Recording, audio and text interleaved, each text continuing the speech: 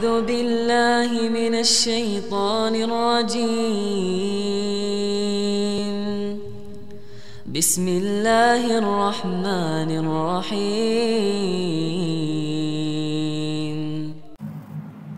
Bismillahirrahmanirrahim. Assalamualaikum warahmatullahi wabarakatuh. Alhamdulillahirrabbilalamin. Wassalatu wassalamu ala ashrafil anbiya wal mursalin wa ala alihi wa sahbihi wa man tabi'ahu ila yaumiddin. Allahumma allimna ma yanfa'una wa fa'na bima 'allamtana innaka antal alimul hakim. Rabbi shrah li sadri wa yassir li amri wahlul 'uqdatam min lisani yafqahu qawli. Jamaah dimanapun berada, kita lanjutkan membaca hadis yang kedua dari kitab Al-Arba'in An-Nawawiyah yang ditulis oleh Imam An-Nawawi. Kita baca syarah penjelasan hadisnya, kitab Al-Fathul Mubin bi Syarhil Arba'in yang ditulis oleh Imam Ibnu Hajar Al-Haythami. Qala al-musannifu rahimahullah. Imam Ibnu Hajar Al-Haythami berkata, wa fi hadza wa ma qablahu dalilun ala anna al-isma ghairul musamma. Ini dan penjelasan sebelumnya menunjukkan bahwa nama ini berbeda dengan yang diberi nama. Nama ini berbeda dengan yang diberi nama, berbeda dengan maknanya. Nama mana? Islam, iman, ihsan. Yang selama ini kita tahu Islam adalah berserah diri secara bahasa. Tapi dalam hadis ini Islam, syahadat, salat, zakat, puasa, haji. Selama ini kita tahu iman adalah percaya. Tapi dalam hadis ini makna lain. Apa itu iman? Antu'mina billah wa malaikatihi wa kutubihi wa rusulihi wa bil akhir wa biqadri khairihi wa syarrihi. Selama ini kita tahu yang namanya ihsan adalah perbuatan baik. Tapi dalam hadis ini apa itu ihsan? Anta'budallaha ka'annaka tarah. Kau sembah Allah seakan-akan kau melihat dia. Fa illam takun tarahu fa innahu yarak. Kalau kau tidak melihat dia maka dia melihat engkau.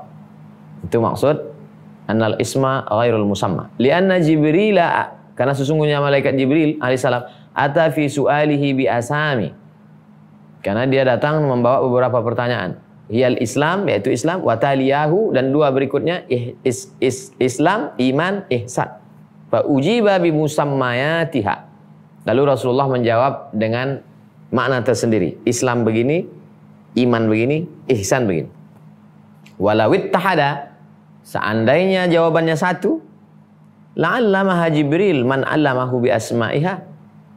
Pastilah Jibril akan mengajarkan orang yang mengajarinya itu, yaitu Nabi Muhammad, dengan nama-nama tersebut. Wa hadhihi mas'alatun tawilatu dzail. Masalah ini kalau dibahas panjang lebar penjelasannya. Wa laysa lil khilafi fiha kabiru faidatin. Dan ikhtilaf seputar ini tidak terlalu banyak manfaatnya.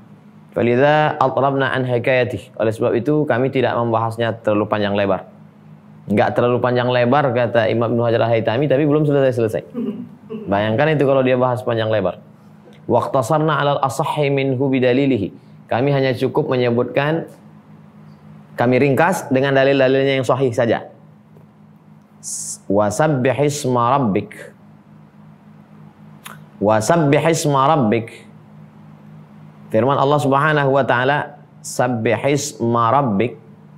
Sucikanlah nama Rabbmu. In ja'alna asma fihi silah fa zahir atau ghairu silah. Seandainya kami bahas tentang makna sabbihisma rabbik ini secara panjang lebar, fama'nahu annahu yajibu tanzihul ismi kama yajibu tanzihu musammah. Wajib mensucikan namanya sebagaimana mensucikan yang punya nama. Wajib menjaga kemuliaan namanya sebagaimana wajib menjaga yang punya nama. Wa huwa dzatul wajibul wujud. Yang punya nama itu siapa? Yang wajib ada, Allah Subhanahu wa taala. Nama-namanya apa? Allah. Sabbihisma rabbika Ar-Rahman, Ar-Rahim, Al-Malik, Al-Qudus, As-Salam, Al-Mu'min. Menjaga nama-namanya sama menjaga yang punya nama sama. Li'anna al-asah, karena pendapat yang paling sahih, anna asma Allahi tauqifiyah. Nama-nama Allah itu tauqifi, bukan domain akal. Dia ada dalam Quran, dalam sunnah Nabi Muhammad SAW. Fala yajuzu an yusamma subhanahu wa ta'ala illa bima sahha 'anil syari'i aw annahu min asma'ihi. Tidak boleh menyebut nama Allah kecuali berdasarkan dalil yang sahih dari Allah Subhanahu wa taala yang diajarkan kepada Jibril, dibawa kepada Nabi Muhammad sallallahu alaihi wasallam. Walillahil asmaul husna, Allah punya nama yang baik-baik, fad'uhu biha, panggillah Allah dengan nama itu. Wa makna ayat, ya Yahya khudhil kitaba biquwwah. Wahai Yahya, ambillah kitab ini. Ba'da qaulihi, setelah firman Allah, bi ghulamin ismuhu Yahya. Kami beritahukan dia akan datang seorang anak bernama Yahya. Apa maknanya? Ya ayyuhalladzi ismuhu Yahya. Wahai engkau yang bernama Yahya. Namanya Yahya. Yang punya nama, yaitu orangnya. Maka ketika dipanggil dia, yang punya nama itu. Summal mughayaratu bainahuma dzatiyah. Kemudian perbedaan antara keduanya dzatiyah, pada zatnya. Ismu, nama, apa itu nama? Al-mawdu'u lidzati ta'rifan atau takhsisan. Nama adalah sesuatu yang dilekatkan, dibuat untuk zat. Nama, zatnya mana? Nih zatnya. Namanya apa? Meja. Zatnya mana? Ini zatnya. Nama adalah sesuatu yang dibuat untuk mengenalkan yang punya nama. Ustaz nyebutnya apa ini? Meja. Kenapa Ustaz sebut dia meja? Ya begitu orang tua saya ngajarkan saya dulu. Seandainya orang tua dulu saya ngajarkan, nah ini namanya muju, pasti saya akan ikut. Bahasa itu kan meniru. Bahasa itu meniru.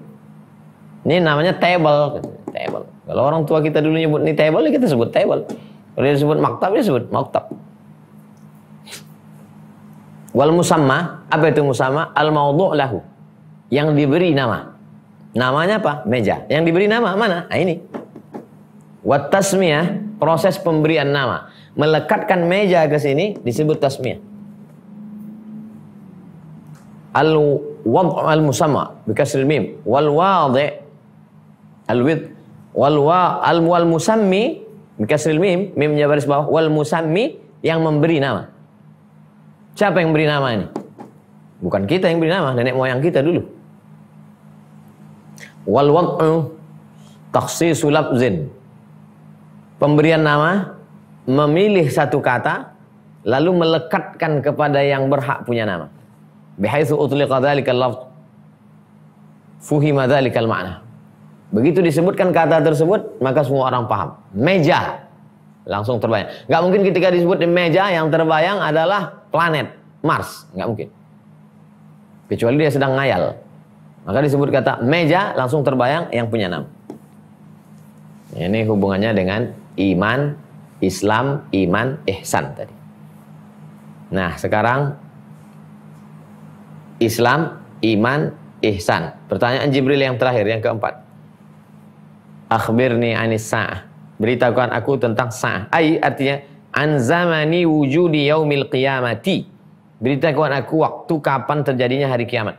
Summiya biha, disebut dia hari kiamat, ma'atuli zamanihi, padahal hari kiamat itu kan panjang, lama. Kenapa disebut hari kiamat? I'tibaran bi awwali azminatihi. Yang dilihat adalah awalnya. Awal terjadinya itu artinya kiamat. Maka disebut sejak awal sampai ujung itu kiamat. Fa innaha taqumu baghtatan fi sa'atin. Hari kiamat itu terjadi tiba-tiba. Hatta inna man tanawala luqmatan la yumahhil hatta yabtali'aha. Orang yang sedang mengunyah, seandainya hari kiamat itu terjadi nanti hari Jumat, hari kiamat pasti terjadi hari Jumat, kata hadis Nabi SAW. Cuman Jumat kapan nggak tahu kita. Pas orang sarapan pagi, Allahumma barik lana fima razaqtana wa qina azabannar. Man tanawala luqmatan, siapa yang sedang menyuap, la yumahhil hatta yabtali'aha.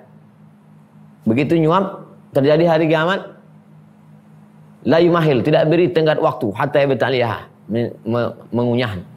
Fahal yanzuruna, dalam Al-Quran disebut, fahal yanzuruna illa sa'ata an ta'tiyahum baghtah. Apakah mereka tidak berpikir bahwa hari kiamat itu pasti akan datang dalam keadaan datang kepada mereka baghtah, secara tiba-tiba. Faqad jaa asyratuha, tanda-tandanya telah tiba. Apa arti sa'ah?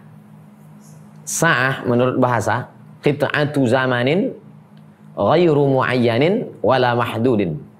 Sa'ah artinya sepenggal waktu yang tidak tertentu dan tidak terbatas. Itu arti sa'ah. Bahasa Indonesianya saat. Saat ini wa fi istilahil muaqqitin wa nahwihim juz'un min 24 juz'an minal laili wan nahar. Satu bagian dari 24 jam sehari semalam. 12 jam siang, 12 jam malam. Normalnya di tempat kita yang tropis, Di Eropa lain, di Amerika lain, di Jepang lain.